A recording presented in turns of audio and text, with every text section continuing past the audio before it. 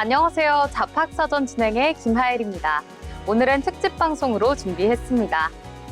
일터는 단순히 일을 하는 공간을 넘어 사회의 변화가 가장 먼저 나타나는 곳이기도 합니다. 최근 노동시장에서는 AI와 산업 변화, 고용구조 재편 등 다양한 변화들이 빠르게 이어지고 있는데요. 오늘은 데이터를 통해 현재를 읽고 경제 흐름을 통해 미래의 일터까지 함께 전망해 보겠습니다. 네, 먼저 첫 번째 데이터로 읽어보는 잡이슈 시간입니다. 통계와 데이터를 통해 요즘 노동시장에서 나타나는 변화를 살펴보는 시간인데요. 오늘도 숫자가 말해주는 생생한 현장의 목소리를 함께 짚어보겠습니다.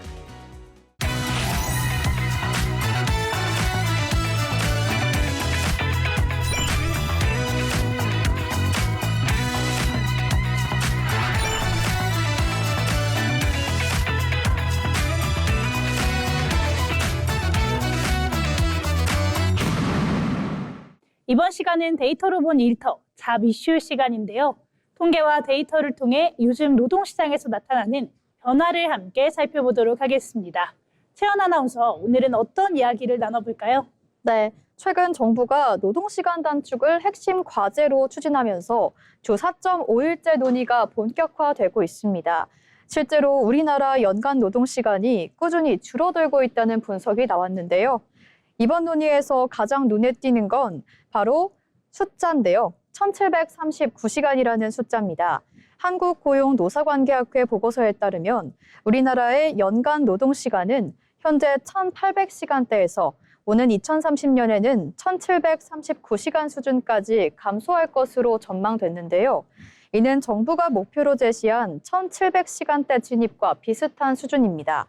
실제로 우리나라 노동시간은 주 52시간제, 그리고 주 5일제 정착 등의 영향으로 2017년 1996시간에서 지난해 1859시간까지 꾸준히 줄어든 것으로 나타났습니다. 네, 다만 국제적으로 비교를 하면 아직까지는 갈 길이 남아있다는 분석도 보이는데요. 한국은 OECD 국가 중에 여전히 노동시간이 긴 국가 중 하나로 꼽히고 있습니다. 특히 독일이나 프랑스 같은 유럽 국가들은 1300시간대 수준인 반면 한국은 아직 1800시간대잖아요. 특히 우리나라는 주 40시간 근무 형태 비중이 절반 이상으로 높아지면서 노동시간 구조 자체가 상대적으로 경직되어 있다는 지적도 보이는 것 같습니다. 이렇게 이야기를 들어보니까 단순히 노동시간만 줄여서 해결되는 문제는 또 아닌 것 같습니다. 네, 맞습니다. 전문가들은 이제 단순히 시간 규제보다 유연근무 확대, 그리고 생산성 개선이 함께 가야 한다고 말하고 있는데요. 실제로 유럽 국가들은 장기 휴가나 시간제 근무처럼 다양한 근무 형태가 활성화되고 있습니다. 반면에 한국은 정해진 시간 동안 오래 일하는 문화가 여전히 강한 편이라는 분석입니다. 네, 여기에 또 기업 입장에서는 생산성 문제도 굉장히 중요한 변수일 것 같은데요. 노동시간은 줄어드는데 업무 방식이 그대로라면 기업 부담이 커질 수밖에 없습니다. 그래서 최근에는 AI 활용이나 스마트워크 같은 생산성 중심의 근무 방식이 관심이 커지고 있는데요. 결국 이렇게 얼마나 일하나 보다는 앞으로는 얼마나 효율적으로 일하나가 더 중요한 시대가 되고 있는 것 같습니다. 결국에는 이 노동시간 단축은 단순하게 일을 덜하는 문제가 아니라 일하는 방식을 자체를 바꾸는 이런 흐름으로 이어지고 있는 것 같습니다. 앞으로 주 4.5일제의 논의가 실제적인 제도 변화로 이어질지 계속해서 지켜봐야 할 것 같습니다. 그럼 다음으로 예빈 아나운서, 저희 또 어떤 이야기 나눠볼까요? 네, 요즘 채용 시장에서 빠르게 변화하고 있는 것 중에 하나가 바로 AI 면접인데요. 지원자의 표정이나 목소리, 또 답변 내용 등을 분석하면서 평가하는 방식입니다. 기업 입장에서는 채용 과정의 효율성을 높일 수 있다는 굉장히 큰 장점이 있습니다. 다만 한편에서는 과연 공정한 평가가 가능하냐는 이런 논란도 이어지고 있는데요. 그래서 오늘은 AI 면접이 실제 채용 시장에서 어떻게 활용되고 있는지, 또 어떤 변화가 나타나고 있는지 함께 이야기 나눠보겠습니다. 자, 그럼 먼저 저는 두 분의 이야기가 궁금한데요. 먼저 혜윤 아나운서는 AI 면접에 대해서 어떻게 생각하시나요? 저는 우선 조금은 긍정적인 면도 있다, 이렇게 생각을 하는데요. 일단은 기존 면접 같은 경우 면접관에 따라서 이 기준이 다를 수도 있고 첫인상이나 분위기에 영향을 받는 경우도 굉장히 많습니다. 그런 부분에서는 오히려 AI가 조금 더 객관적인 평가를 할 수 있지 않을까 이렇게 생각을 해봅니다. 특히나 또 대규모 채용 같은 경우에는 지원자를 빠르게 분석을 해야 되기 때문에 효율적인 측면에서도 굉장히 효과가 있다 이렇게 생각합니다. 저는 조금 걱정되는 부분이 있는 것 같은데요. 표정이나 말투 같은 요소는 데이터로 분석을 하더라도 그 사람의 실제 역량까지 정확하게 판단할 수 있을지는 의문인 것 같기 때문인데요. 또 AI가 학습한 데이터 자체에 편향이 들어가게 된다면 오히려 새로운 차별이나 문제가 생길 수도 있다. 그런 생각이 듭니다.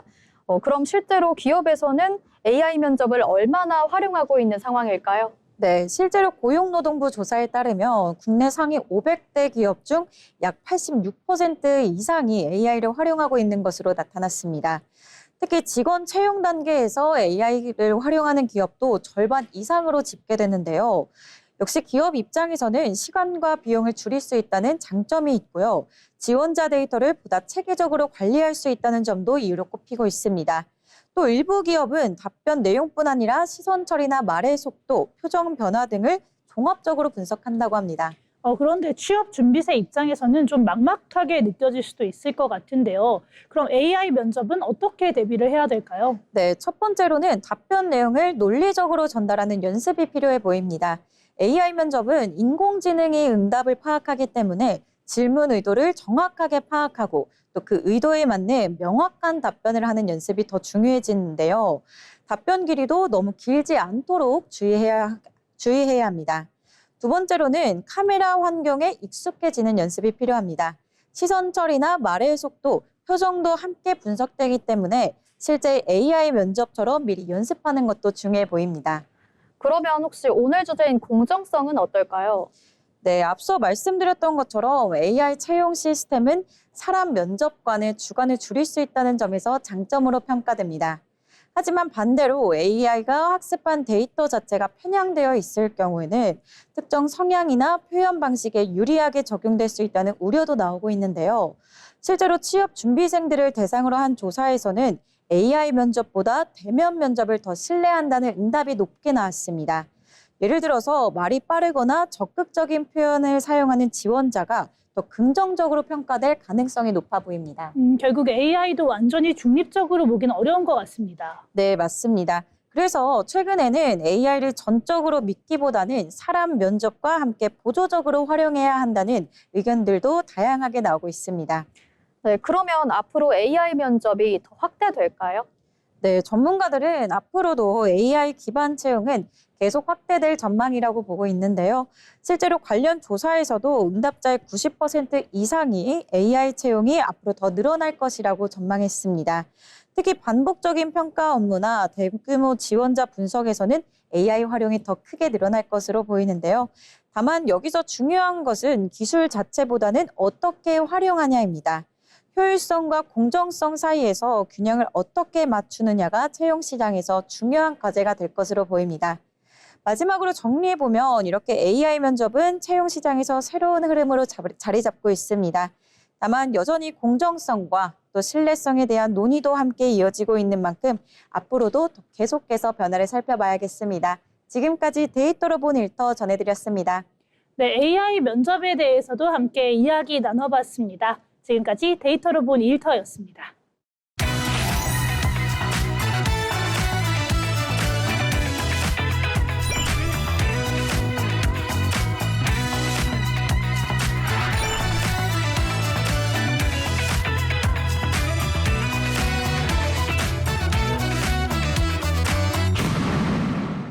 네, 이번 시간은 데이터로 본 일터 잡이슈 시간입니다. 통계와 데이터를 통해 요즘 노동시장에서 나타나는 변화를 살펴볼 시간인데요.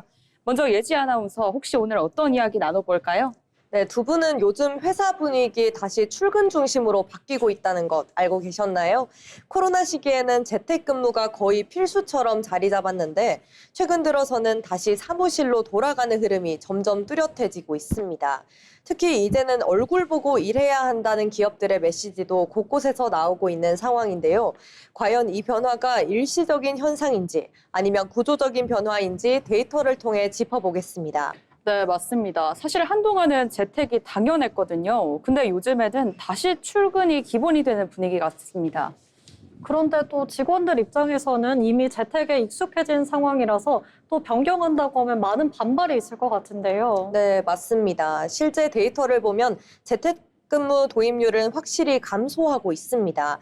2021년에는 전체 기업의 약 48%가 재택근무를 운영했지만 최근엔 이 비율이 30% 초반까지 내려왔는데요. 특히 제조업, 건설업, 금융업처럼 현장 중심 또는 보안이 중요한 산업에서는 거의 대부분이 출근 체제로 복귀한 상황입니다. 이처럼 산업별 특성에 따라 재택근무 유지 여부가 크게 갈리고 있습니다. 네, 결국 모든 업종에 동일하게 적용되는 방식은 아니라는 거네요. 네, 그렇습니다. 반면 IT 콘텐츠 플랫폼 기업들은 상황이 다릅니다. 이들 기업은 여전히 60% 이상이 재택 또는 하이브리드 근무를 유지하고 있는데요.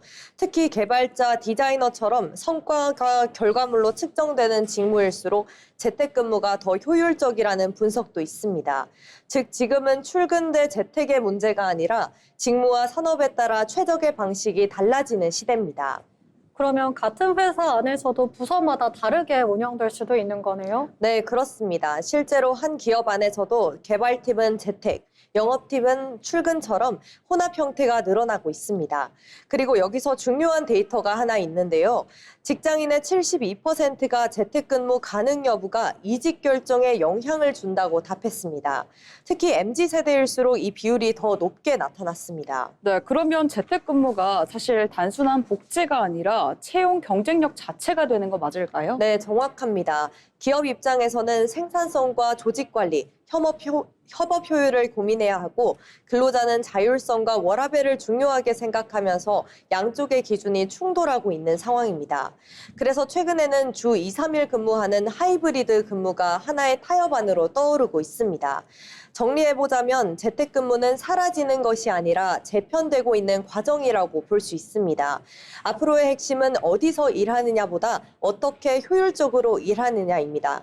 일하는 방식까지 선택의 대상이 된 시대, 이 변화는 단순한 트렌드를 넘어 기업의 경쟁력과 개인의 삶의 질을 동시에 좌우하는 핵심 요소가 되고 있습니다. 네, 이렇게 예지 아나운서와 함께 재택근무, 데이터로 본 일터에 대해서 함께 나눠봤습니다. 다음으로 동희 아나운서와는 어떤 이야기 나눠볼까요? 네, 저는 오늘 취업 준비생이라면 직장인이라면 한 번쯤 고민해봤을 주제 준비했습니다. 바로 어디서 일할까입니다.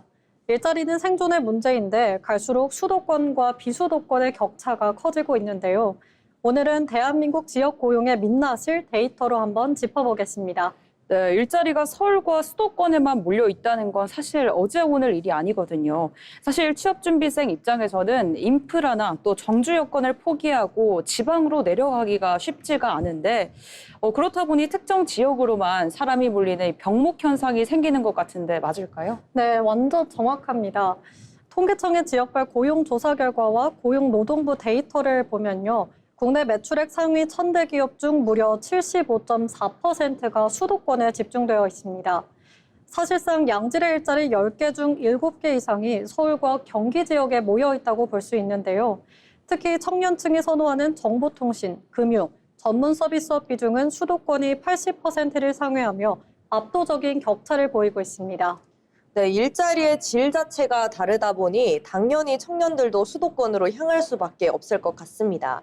그래서 지역은 구직난이 아니라 오히려 구인난을 겪고 있다는 말도 나오던데 실제 데이터는 어떤가요? 네, 정확히 그 부분도 데이터에 나와 있는데요. 한국고용정보원 분석에 따르면 비수도권 중소기업의 채용 미충원율은 수도권보다 1.5배가량이 높았습니다. 특히 지방의 주력 산업인 제조업 분야에서 일할 사람이 없다고 응답한 비율이 굉장히 높았는데요. 반대로 청년 구직자들은 지방에는 전공을 살릴 일자리가 없다고 답했습니다. 결국 기업은 사람을 못 구하고 청년은 갈 곳 없는 일자리 미스매치 구조인 거죠. 네, 결국 일자리의 수보다는 어떤 일자리느냐, 그리고 지역의 정주 환경이 핵심이네요. 네, 실제로 이런 불균형을 해소하기 위해 변화를 시도하는 사례들도 있을까요? 네, 최근에는 지자체와 기업들에서 이 지역 주도형 청년 일자리 사업이나 공공기관 이전과 연계한 지역 인재 채용 목표제 등이 실질적인 고용 지표 상승으로 이어지는 사례들도 많이 나오고 있습니다. 데이터가 불균형의 심각성을 드러내고 나서야 비로소 맞춤형 정책들이 생기기 시작한 거죠. 네, 일자리가 지역에 고르게 분포하는 것 자체가 국가 경쟁력을 높이는 전략이 되는 시대네요. 저도 단순히 서울이 좋다라는 생각보다 지역의 잠재력을 데이터로 다시 보게 되는 것 같습니다. 네, 맞습니다. 데이터는 말합니다. 지역 균형 발전은 시혜적인 정책이 아니라 대한민국 노동시장의 지속 가능성을 위한 필수 과제라고 말합니다. 지도 위의 점 하나가 아니라 그 지역에 뿌리 내릴 사람의 삶을 먼저 들여다보는 것. 그게 데이터가 제안하는 가장 근본적인 고용 혁신입니다. 네, 지금까지 어디서 일할 것인가, 그리고 재택 문제에 대해 함께 데이터로 들여다봤습니다. 네, 지금까지 데이터로 본 일터였습니다.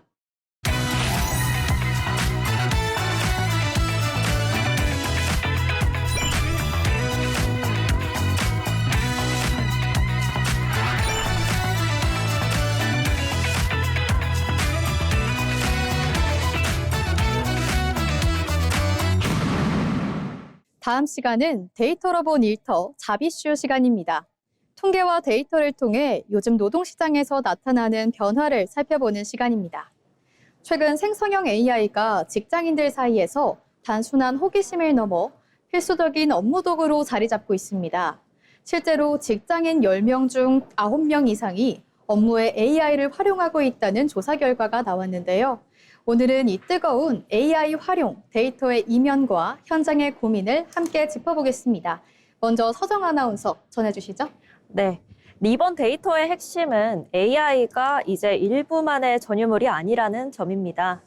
이 인크루트가 직장인 877명을 대상으로 조사한 결과 무려 94.9%가 업무에 AI를 활용하고 있다고 답했는데요. 특히 놀라운 점은 활용의 강도입니다. 일부 업무에 정기적으로 활용한다는 응답이 33.4%, 업무 전반에 필수적으로 활용한다는 응답도 31.3%나 됐습니다. 사실상 직장인 10명 중 3명은 AI 없이 업무가 불가능한 AI 필수 시대에 살고 있다는 데이터가 확인된 셈입니다. 네, 서정님 말씀대로 AI 활용이 정말 보편화됐는데 흥미로운 건 직군별 데이터 차이입니다. 개발 및 IT 직군은 활용률이 99.3%, 연구개발도 99%에 달하는데요. 거의 전원이 AI를 쓰고 있는 셈입니다. 하지만 꼭 전문 기술직이 아니더라도 영업 마케팅이나 경영 지원 직군에서도 활용률이 매우 높게 나타났는데요. 구체적으로 어떤 일을 시키나 봤더니 전체의 47.5%가 자료조사 및 문서 정리에 AI를 가장 많이 쓴다고 답했습니다. 보고서 초안을 잡거나 회의록을 정리하는 등 반복적이고 구조화된 업무에서 AI를 유능한 비서처럼 부리고 있는 게 아닐까 싶은데요. 네, 거의 모든 직군에서 이 AI를 사용하고 있다니 이제는 쓰느냐 마느냐의 문제가 아니라 얼마나 잘 쓰느냐의 싸움일 것 같은데요. 그런데 데이터상으로 보면 현장의 고민도 만만치 않아 보입니다. 네, 맞습니다. 이 활용률은 95%에 육박하고 있지만 그만큼 데이터의 무게를 견디는 일도 힘겨워졌는데요. 이 직장인들이 꼽은 가장 큰 어려움은 바로 AI 결과물의 신뢰성 부족이었습니다. 이 AI가 그럴듯하게 답은 내놓는데 그 데이터가 진짜 맞는지 검증하는데 더 많은 에너지가 쓰인다는 점인데요. 이어서 실무 활용 방법 부족이나 개인정보 유출 우려와 같은 이 현실적인 장벽들도 데이터로 뚜렷하게 나타났습니다. 결국 어떻게 사용할 것인가의 단계를 지나서 이제는 어떻게 검증하고 책임질 것인가라는 고도의 데이터 역량이 요구되고 있는 것입니다. 네, 현장의 목소리를 조금 더 들어보면요. 학습 시간 부족이나 회사의 지원 부족을 꼽는 분들이 많이 계십니다. AI는 빛의 속도로 발전하는데 정작 직장인들은 업무 틈틈이 독학을 해야 하는 상황인 거죠. 특히 개발 직군이 코드 생성에 AI를 적극 활용하는 것과는 달리 일반 사무 직군에서는 여전히 자료조사 수준에 머물러 있다는 점도 주목해봐야 합니다. 단순히 도구만 던져줄 게 아니라 각 직무 특성에 맞는 정교한 AI 활용 데이터 교육과 조직 차원의 신뢰성 검증 시스템이 마련되지 않는다면 직장인들의 피로도는 오히려 높아질 수 있다는 분석입니다. 네, 이렇게 두 분의 설명을 들어보니까 AI는 이제 일터의 선택이 아닌 필수가 된 것 같습니다. 그런데 오늘 데이터가 보여주듯 AI가 내놓은 결과물을 맹신하기보다는 이를 비판적으로 수용하고 또 검증하는 사람의 눈이 더 중요해진 때인 것 같습니다. 오늘 짚어드린 신뢰성 검증과 보안 이슈, 직장인 여러분께서도 꼭 한 번쯤 체크해 보셔야겠습니다. 그럼 다음으로 소희 아나운서와는 어떤 이야기 나눠볼까요? 네, 요즘 채용 시장에서는 신입인데 경력 같은 신입을 뜻하는 말, 바로 중고 신입이라는 표현이 자주 등장하고 있습니다. 기업들은 이제는 완전한 무경력 신입보다도 짧더라도 실무 경험이 있는 지원자를 선호하는 분위기인데요. 오늘은 데이터로 노동시장의 중고 신입 선호 현상을 짚어보겠습니다. 예전에는 첫 회사에 들어가 오래 다니는 문화가 있었다면 요즘은 1년에서 3년 정도 경력을 쌓고 다시 신입 채용에 도전하는 경우가 많습니다. 네, 맞아요. 취업 준비생들 사이에서도 이제는 일단 어디든 들어가 보자라는 입장이 많아진 것 같습니다. 첫 직장이 곧 최종 직장이라는 인식도 많이 옅어진 것 같은데요. 네, 맞습니다. 실제 데이터도 이런 변화를 보여주고 있는데요. 사람인이 기업 662곳을 대상으로 조사한 결과를 보면 기업의 87.9%가 중고 신입을 선호한다고 대답했습니다. 선호 이유 1위는 바로 실무에 투입할 수 있어서로 79%를 차지했는데요. 또 실제로 중고 신입을 채용한 경험이 있다는 기업도 80%가 넘었습니다. 네, 사실 기업 입장에서는 완전한 신입보다는 그래도 업무를 한 번이라도 경험해본 지원자가 더 안정적으로 느껴질 수 있을 것 같습니다. 네, 특히 경기 불확실성이 커질수록 기업들은 채용에서도 안정성을 중요하게 봅니다. 한국경제인협회 조사에 따르면 지난해 대기업 대졸 신규 입사자 가운데 약 28.9%가 이미 경력을 가진 중고 신입으로 나타났습니다. 4명 중 1명 이상으로 사실상 경력 경험자인 건데요. 네, 기업 입장에서는 사실상 교육 비용이나 적응 기간을 줄일 수 있다는 점도 영향을 주는 것 같은데요. 맞습니다. 그래서 최근 청년층 사이에서는 인턴이나 프로젝트 경험, 현장 실습 참여가 사실상 필수가 되고 있습니다. 실제 대한상공회의소 조사에서는 기업의 97.4%가 채용 시 경력을 우대한다고 답했습니다. 반면 청년 구직자의 절반 이상은 이런 경력 선호 현상이 취업의 진입 장벽이 되기도 한다라고 대답했는데요. 결국 신입인데도 경력 같은 신입을 요구받는 구조가 만들어져 있는 겁니다. 네, 그럼 스펙만으로는 부족하고 또 대학 재학 중인데도 그럼에도 불구하고 실무 경험을 계속 쌓아야 한다는 부담이 커지는 거겠네요. 맞습니다. 또 기업들이 선호하는 중고 신입의 경력 기간도 평균 1년에서 3년 수준으로 조사됐는데요. 짧더라도 실제 업무 경험이 있다면 조직 적응력과 실무 이해도가 높다고 판단한 겁니다. 이 때문에 취업 준비생들도 단순 스펙보다 무슨 일을 직접 해봤는가가 더 중요하게 여겨지기 시작했습니다. 네, 이제는 첫 취업을 어디로 하느냐보다 첫 경험을 어디서 시작하느냐가 더 중요해진 느낌이네요. 네, 그렇습니다. 요즘 데이터는 말하고 있습니다. 이제 기업들은 배울 사람보다 바로 일할 사람을 찾고 있다는 걸요. 취업의 경쟁력은 스펙 한 줄보다 직접 해본 경험에서 나타나고 있습니다. 중고 신입이라는 단어의 확산은 지금 취업 시장의 변화를 보여주는 또 하나의 단면일지도 모르겠습니다. 네, 이렇게 두 아나운서와 함께 이 중고 신입 선호 현상에 대해 이야기 나눠봤습니다. 지금까지 데이터로 본 일터였습니다.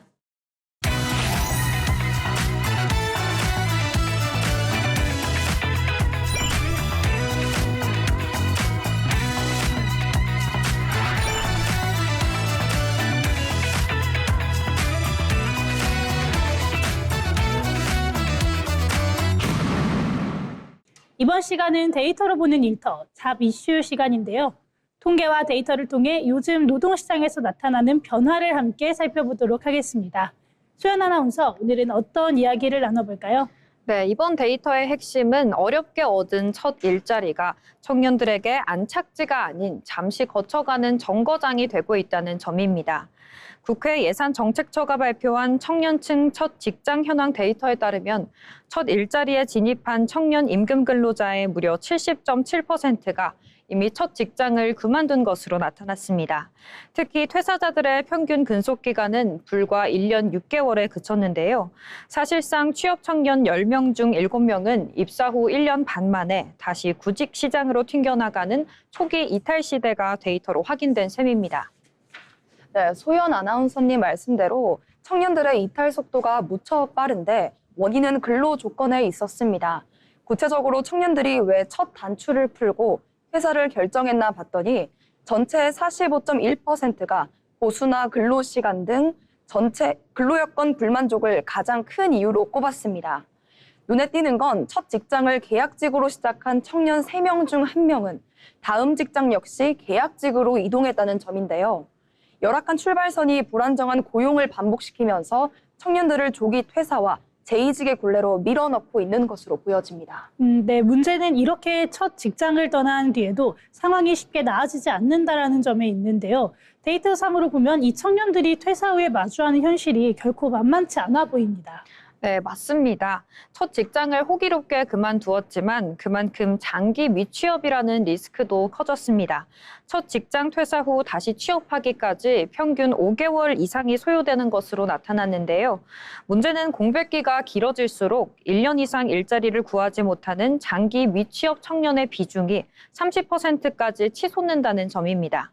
첫 직장을 나와 재취업이 늦어지면 결국 구직 자체를 포기하는 쉬었음 인구로 유입될 우려가 뚜렷하게 나타났습니다. 네, 현장의 목소리를 더 들어보면 기업들의 경력직 선호 현상을 토로하는 청년들이 많습니다. 기업들이 신입을 뽑아 키우기보다는 즉시 전력감을 원하다 보니 청년들도 첫 직장을 경력 쌓기용 스펙으로 여길 수밖에 없는 구조적 한계가 있습니다. 대기업과 중소기업 간의 근로조건 격차가 큰 상황에서 단순히 청년들에게 끈기가 없다고 다그칠 게 아니라 초기 경력 단계의 청년들이 노동시장에 안정적으로 정착할 수 있도록 정교한 직무 매칭과 중소기업 복지 지원 프로그램이 마련되어야만 일터의 미스매치를 해결할 수 있다는 분석이 나옵니다. 네, 이렇게 두 분의 설명을 들어보니까 청년의 조기 퇴사는 일터의 질적 개선을 해달라는 처절한 외침인 것 같습니다. 이 첫 직장을 그만둔 청년들이 장기 미취업이라는 늪에 빠지지 않도록 양질의 질자리 연계와 기업들의 근로여건 개선이 시급해 보입니다. 오늘 짚어드린 이슈, 청년 구직자와 기업 관계자 모두 한 번쯤은 생각해 보시면 좋겠습니다. 네, 그럼 다음으로 수연 아나운서 어떤 이야기 나눠볼까요? 네, 최근 취준생과 주니어 직장인들 사이에서 가장 뜨거운 키워드는 과연 내 자리가 한국에 있기는 할까라고 합니다. 바로 생계형 워킹홀리데이 열풍 때문인데요. 과거에는 어학연수나 여행이 목적이었다면 요즘은 치솟는 국내 취업 문턱과 불안정한 고용시장을 피해서 아예 해외 일터로 눈을 돌리는 청년들이 많아지고 있습니다. 오늘 데이터로 본 일터에서는 우리 청년들의 일터가 어떻게 국경을 넘어가고 있는지 그 데이터를 깊이 있게 짚어보겠습니다. 네, 예전에는 사실 워킹홀리데이 하면은 좀 넓은 세상을 경험해보고 오는 낭만, 이런 느낌이 강했는데요. 그런데 요즘은 독서실이나 이런 아르바이트 자리를 구하다가 차라리 해외로 가겠다, 이렇게 다짐을 하는 청년들이 정말 많다고 합니다. 실제로 네. 통계 수치는 어떻게 될까요? 네, 맞습니다. 외교부의 공식 통계 데이터를 보면요. 청년들의 움직임이 아주 명확하게 드러납니다. 대한민국 청년들의 워킹홀리데이 비자 발급 건수는 2022년에 약 2만 건을 넘었고요. 불과 2년 만인 지난 2024년에는 무려 38,590건으로 2배 가까이나 폭증했습니다. 네, 특히 청년들이 가장 많이 선택한 나라는 1위가 호주, 2위가 캐나다, 3위가 일본 순이었습니다. 심지어 일본의 경우에는 전체 외국인 워홀러 3명 중 1명이 한국 청년일 정도로 압도적인 수치를 기록하고 있습니다. 네, 듣기만 해도 마음이 좀 씁쓸해지는데요. 한국에서는 인턴십이나 아르바이트조차 구하기가 힘들기 때문에 이럴 바엔 해외로 가자 하고 짐을 싸는 거잖아요. 청년 구직자들 입장에서는 어쩔 수 없는 생존 전략인 셈이네요. 맞는 것 같습니다. 실제로 최근 데이터들을 분석을 해보면 청년층이 겪는 극심한 취업 경쟁과 낮은 초봉, 또 그리고 불안정한 계약직이 청년들을 밖으로 밀어내고 있다는 의견이 지배적인데요. 이 국내 고용 시장이 청년들을 품어주지 못하는 그런 전형적인 고용 한파의 증상인 것 같습니다. 네, 정확한 지적입니다. 그래서 요즘 청년들 사이에서는요, 이른바 해외 취업 생존법이 화제라고 합니다. 그런데 이 워홀 열풍에 아주 뼈아픈 반전 데이터, 즉 그림자가 존재하는데요. 혹시 소연 아나운서 리셋 증후군이라고 들어보셨나요? 네, 저 들어봤습니다. 해외에서 진짜 열심히 땀 흘려서 일하고 한국에 돌아왔는데 한국에 돌아오자마자 그 경력이 0으로 리셋되는 현상이잖아요. 네, 맞습니다. 실제 귀국 청년들의 사례를 보면 호주 현지 카페나 호텔에서 바리스타나 서비스직으로 1년에서 2년 동안 정말 치열하게 일하고 돌아와도 국내 기업에 지원할 때는 본인이 지원한 직무와 연관성이 없다는 이유로 경력을 전혀 인정받지 못하는 경우가 허다하다고 합니다. 요즘 이 대기업이나 중견기업 채용 트렌드가 수식 채용인데 또 실무 경력을 굉장히 많이 보잖아요. 그러다 보니까 취업 문을 뚫기가 점점 어려워지는 거거든요. 네, 데이터로도 증명이 되고 있습니다. 실제 기업 인사 담당자 조사 결과 해외 경험 자체보다 지원 직무와의 실제 연관성을 보는 비율이 압도적으로 높았습니다. 결국 준비 없이 떠났다가 한국에 돌아와서 다시 무경력 신입으로 돌아가는 악순환이 발생하고 있는 거죠. 네, 그렇다면 이제 정부에서도 이 청년들과 국내 기업을 매칭해주는 연계 대책을 좀 촘촘하게 짜야 할 것 같습니다. 네, 결국 지금의 해외 진출은 낭만이 아니라 커리어 생존 전략인 만큼 돌아왔을 때 강력한 무기가 될 수 있는 철저한 직무 중심의 준비가 필요한 때입니다. 냉정한 현실 속에서도 낯선 땅에서 당당하게 미래를 개척해 나가는 대한민국 청년들의 모든 발걸음을 응원하겠습니다. 지금까지 데이터로 본 일터였습니다. 네, 해외 일터가 아니라 이 국내 취업난이 해결이 될 수 있도록 정부에서도 각별한 대우가 필요할 것 같습니다. 지금까지 데이터로 본 일터였습니다.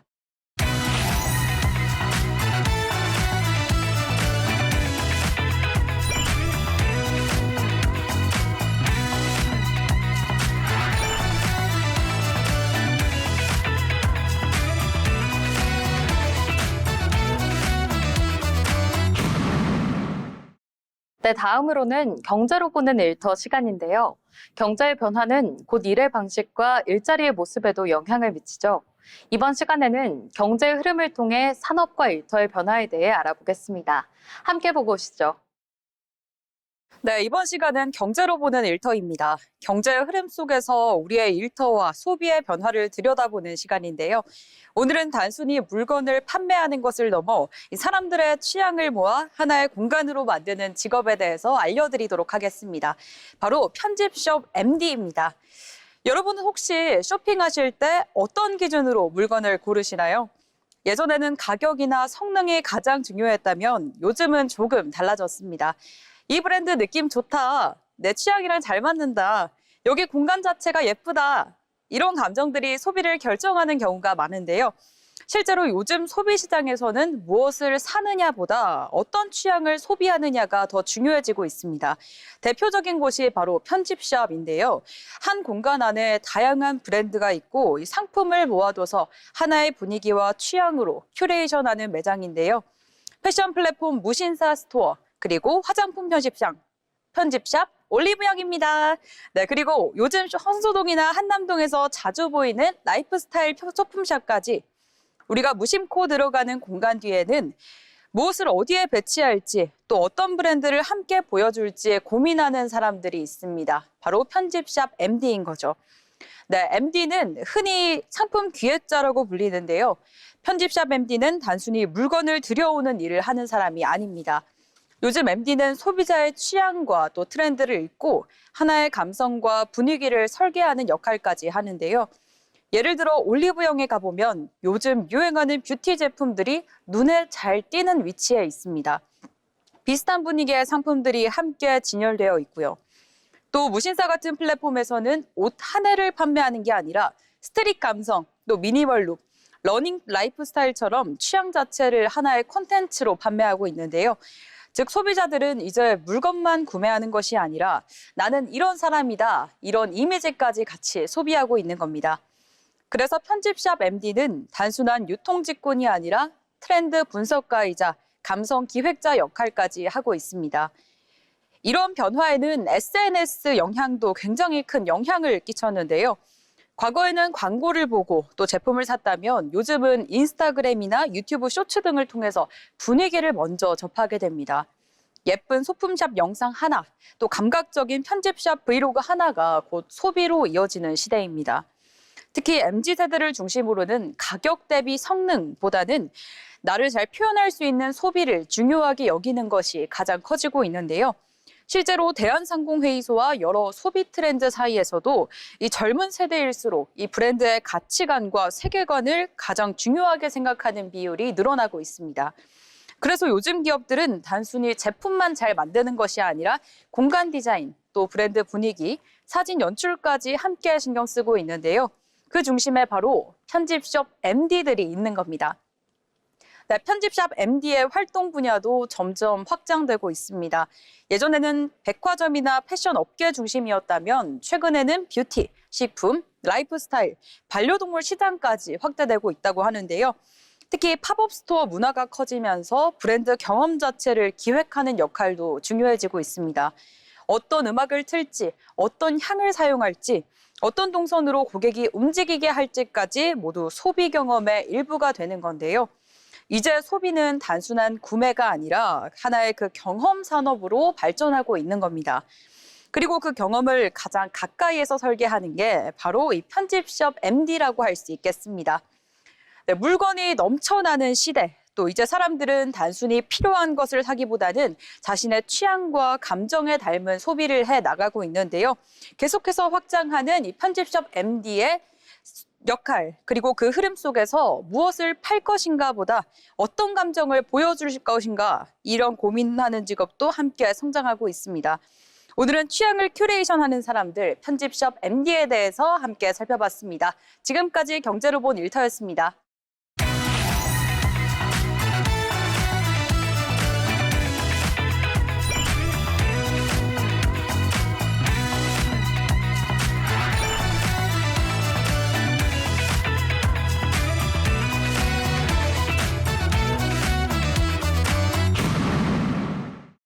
경제 흐름을 통해 우리 일터를 들여다보는 시간, 경제로 보는 일터입니다. 최근 직장인들 사이에서 주 4.5일제에 대한 관심이 커지고 있습니다. 일주일에 5일을 꽉 채워서 일하는 방식에서 벗어나 금요일 오후를 줄이거나 근무 시간을 더 유연하게 조정하는 방식인데요. 단순히 쉬는 날이 늘어나는 문제가 아니라 일하는 시간과 방식 자체가 바뀌고 있다는 점에서 중요한 변화로 주목받고 있습니다. 그렇다면 왜 지금 주 4.5일제가 논의되고 있는 걸까요? 가장 큰 이유는 장시간 노동 구조를 바꾸기 위해서입니다. 한국은 그동안 긴 근무 시간이 노동 생산성과 삶의 질을 떨어뜨린다는 지적을 받아왔는데요. 정부도 실노동 시간 단축을 주요 과제로 보고 주 4.5일제 도입 논의를 이어가고 있습니다. 기업들의 반응은 엇갈리고 있습니다. 일부 기업은 근무 시간을 줄이면 직원 만족도와 업무 집중도가 높아질 수 있다고 보고 있는데요. 반면 중소기업이나 인력이 부족한 업종에서는 인건비 부담과 생산성 저하를 걱정하는 목소리도 나옵니다. 결국 주 4.5일제는 모든 산업에 똑같이 적용된다기보다 업종과 업무 특성에 따라 다르게 도입될 가능성이 큽니다. 이 변화는 일자리 구조에도 영향을 줄 수 있습니다. 근무 시간이 줄어들면 기업은 같은 일을 더 효율적으로 처리해야 하고 업무 방식도 재정비해야 하는데요. 반복적인 업무는 자동화하거나 회의와 보고 절차를 줄이는 방식으로 일의 구조가 바뀔 수 있습니다. 결국 오래 일하는 사람보다 짧은 시간 안에 성과를 내는 사람이 더 중요해질 수 있습니다. 일하는 방식도 달라질 것으로 보입니다. 단순히 출근 시간을 줄이는 것이 아니라 업무 우선순위를 정하고 불필요한 회의를 줄이고 집중해서 일하는 문화가 중요해지는 건데요. 주 4.5일제가 자리 잡기 위해서는 근무 시간 단축만큼이나 생산성을 높이는 방식도 함께 고민해야 합니다. 결국 주 4.5일제 논의는 얼마나 오래 일하느냐보다 어떻게 일하느냐를 묻는 변화입니다. 일하는 시간은 줄어들 수 있지만 그만큼 업무의 효율성과 책임은 더 중요해질 수 있는 건데요. 앞으로의 일터는 긴 노동 시간이 아니라 집중도와 성과를 중심으로 새로운 기준을 찾아가게 될 것으로 보입니다. 지금까지 경제로 보는 일터였습니다.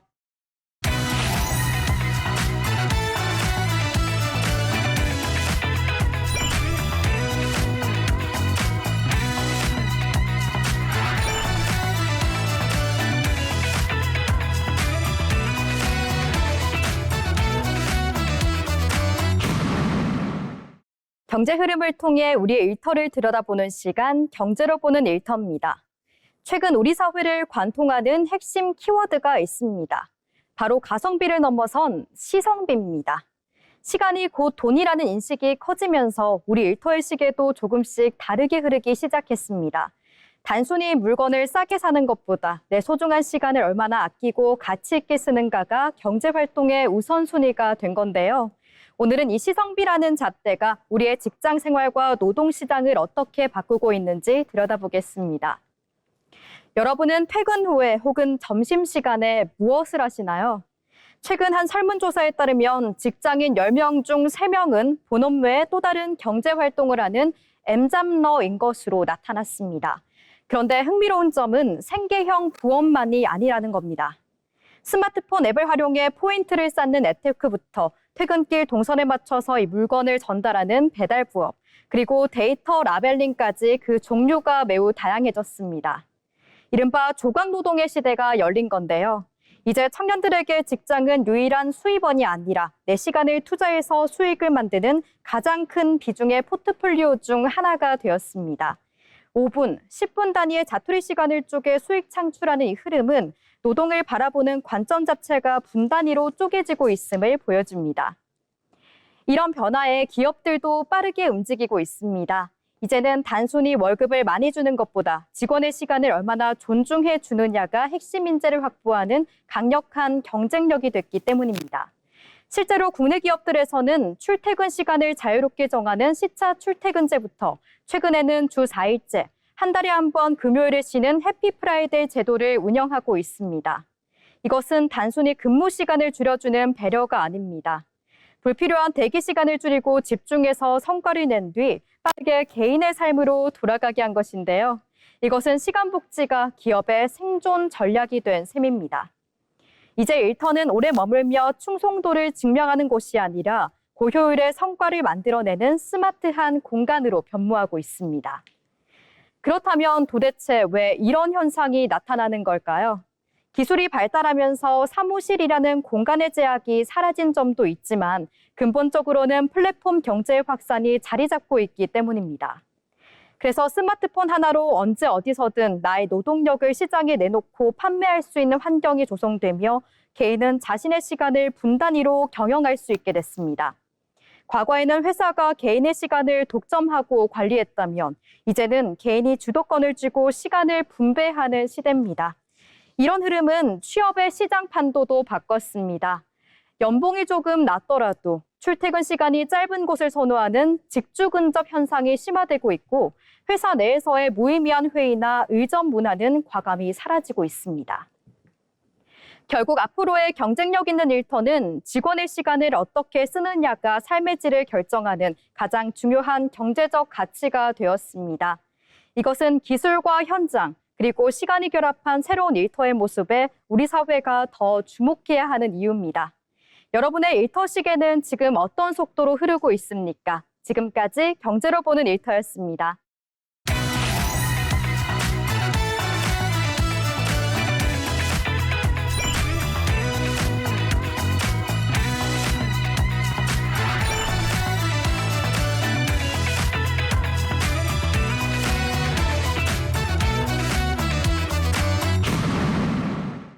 경제 흐름을 통해 우리의 일터를 들여다보는 시간, 경제로 보는 일터입니다. 여러분들은 혹시 제로 클릭 시대라는 말 들어보셨나요? 검색하고 비교하고 결제 버튼을 누르는 과정 없이 말 한마디만으로 AI가 모든 일을 처리해주는 것을 뜻합니다. 최근 인공지능 기술이 빠르게 발전하면서 이제 AI는 단순히 답을 알려주는 수준을 넘어 모든 일을 직접 처리하는 시대가 오고 있습니다. 대표적인 변화가 바로 에이전트 AI입니다. 기존 생성형 AI는 질문에 대한 답을 정리해주는 역할에 가까웠습니다.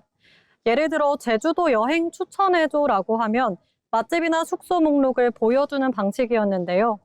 이제는 AI가 직접 항공권을 검색하고 숙소를 비교하고 렌터카 결제까지 스스로 진행하고 있습니다. 사용자는 최종 결과만 확인하면 되는 건데요.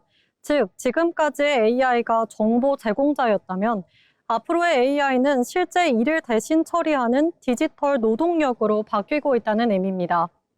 카카오페이도 최근 에이전틱 AI 결제와 데이터 기반 초개인화 전략을 공개하며 미래 결제 시장 선점에 나서고 있는데요. 특히 내년까지 오프라인 결제 사용자 1,000만 명 확보를 목표로 제시하면서 AI 기반 결제 서비스 확도에 속도를 내고 있습니다. 이러한 변화는 인터넷 사용 방식은 물론 직장 안의 업무 구조까지 바꿀 가능성이 커지고 있습니다.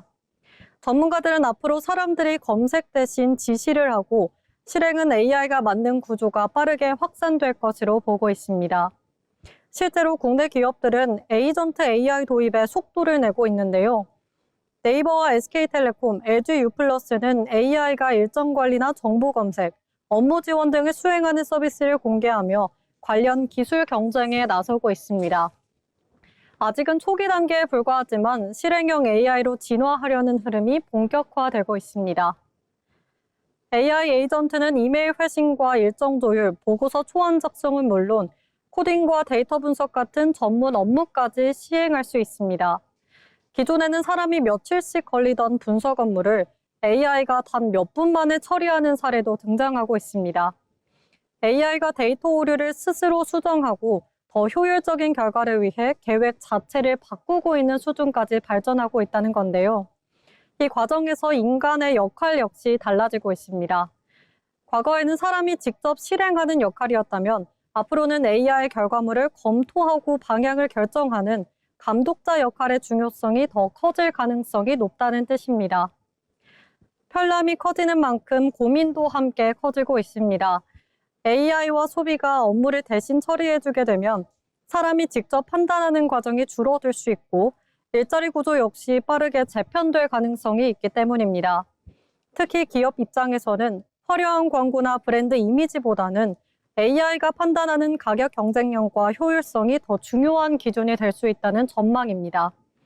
결국 앞으로의 시대에는 AI가 어떻게 일을 할 것인가 보다 인간은 왜 일을 해야 하는가라는 질문이 더 중요해질 것이라는 분석입니다. 검색의 시대에서 대행의 시대로 AI는 이제 단순한 도구를 넘어 우리의 일과 소비, 그리고 노동의 방식까지 바꾸기 시작했습니다. 지금까지 경제로 보는 일터였습니다. 네, 오늘 준비한 소식은 여기까지입니다. 오늘 잡학사전 특집에서는 데이터와 경제 흐름을 바탕으로 변화하는 노동시장의 모습을 함께 살펴봤습니다. 빠르게 달라지는 시대 속에서 중요한 건 변화 자체보다 그 흐름을 이해하는 힘일 텐데요. 오늘 내용이 여러분의 미래를 준비하는 데 의미 있는 시간이 되었기를 바랍니다. 저희는 다음 이 시간 더 깊이 있는 정보로 찾아뵙겠습니다. 시청해주신 여러분 고맙습니다.